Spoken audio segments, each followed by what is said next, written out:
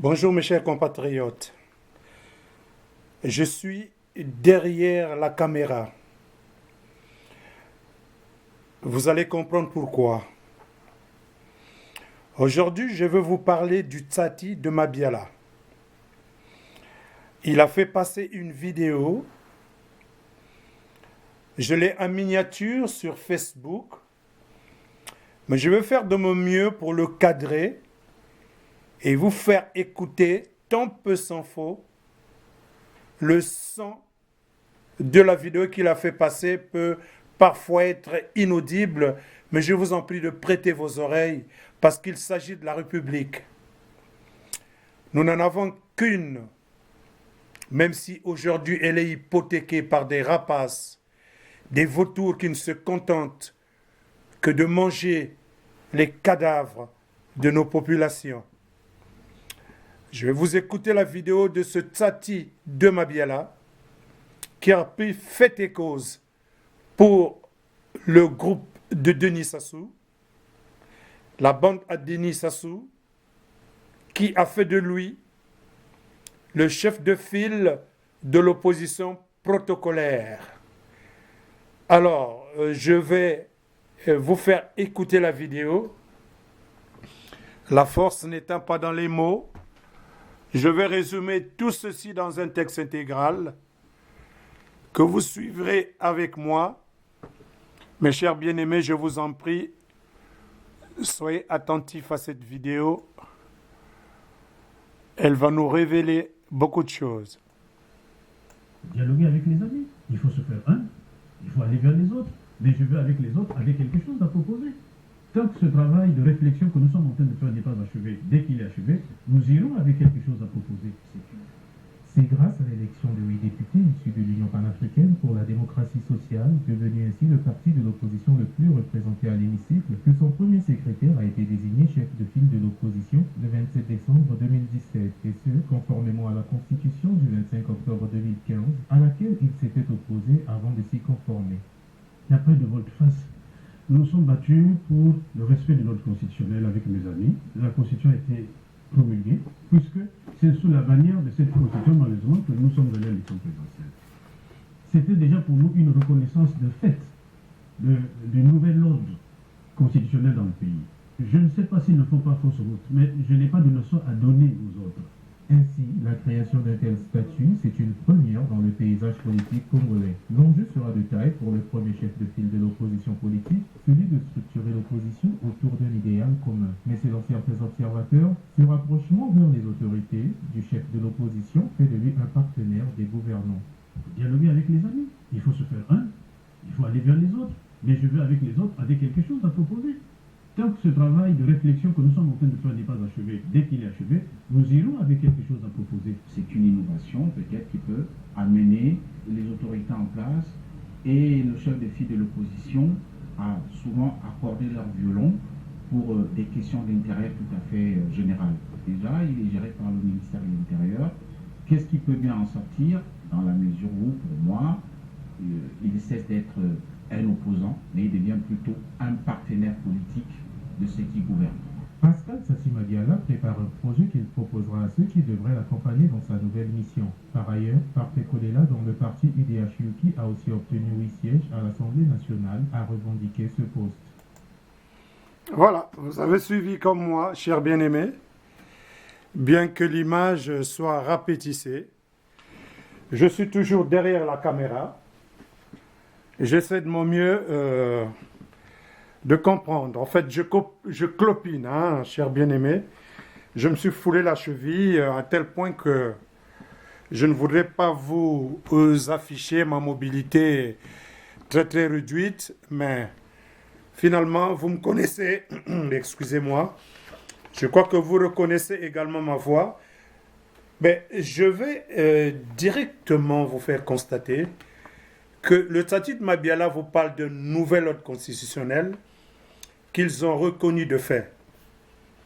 Alors, il n'y a pas eu de reconnaissance de fait de ce nouvel ordre constitutionnel dans la mesure où les Congolais ont fait couler leur sang pour rejeter cette constitution qu'on leur a imposé à 90% de refus, donc de rejet. Paul Makaya a fait une marche interdite pour prouver à la communauté internationale et nationale qu'il rejetait et refusait cette constitution des babouins. Et beaucoup de Congolais ont marché avec Paul Makaya. Des hélicoptères les ont pourchassés et ils ont tiré à balles réelles. N'eût été qu'ils avaient cette capacité de se mouvoir au milieu des maisons, ils auraient pu abattre Paul Makaya. Mais beaucoup de Congolais sont tombés. Aujourd'hui, Paul Makaya est vivant, mais il est en prison. Cette soumission consciente de Tsati Mabiala, mue par ses intérêts bassement matériels, montre la faiblesse de l'opposition réelle qui s'est mue en opposition protocolaire de Sassou. Il y a bien sûr un tacite consentement hypocrite à la soumission, ça on ne peut pas en douter. Mais apprendre Tsati Mabiala que s'il n'y a pas d'éthique en politique, mais dans la vie normale, il y a encore des valeurs que certaines personnes continuent à défendre dignement.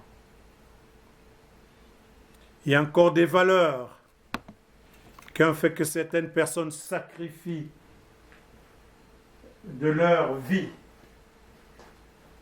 pour rendre noble ce Congo. Il y a encore des personnes qui sont capables de défendre la République. Même si aujourd'hui, ils offrent l'apparence de faiblesse. Il y a des personnes qui continuent à travailler. Nous sommes sortis de notre confort pour aller de l'autre côté. Le secrétaire général y est allé seul parce que ma mobilité est très réduite. Ma jambe droite a été fracassée, la cheville est immobilisée. Elle est complètement enflée. On vient de m'enlever les bandages. J'essaie de faire un effort donc avec les massages, les anti-inflammatoires et les antidouleurs de tenir le coup. Cela ne vous regarde pas, mais je vous en fais mention pour que vous compreniez qu'à certains moments de la vie, nous nous engageons même lorsque nous ne pouvons pas. Notre engagement n'est pas compris aujourd'hui, mais la parole, la puissance des mots peut toucher un certain centre de puissance. Je parle des centres de puissance qui existent dans le ciel et dans la nature. Quand on arrive à ébranler ces puissances avec les mots, quelque chose peut se faire. Et quand nous allons de gauche à droite pour aller chercher des solutions, tôt ou tard, nous finirons par trouver une faille. Parce qu'il y a toujours des failles. Même là où les gens se sont prétendument organisés pour verrouiller le système, même s'il y a une complicité démontrée de ceux-là qui soutiennent, comme disait quelqu'un, ces margouillas qui sont tapis à côté des arbres pour se moquer des dénors. Tôt ou tard, on coupera ces arbres. Ce moment viendra où ces margouillas n'auront plus des arbres. La République finira par être restaurée. La République ne mérite pas tout le mal que nous lui faisons. Le peuple congolais ne mérite pas toute la pauvreté qu'on lui impose.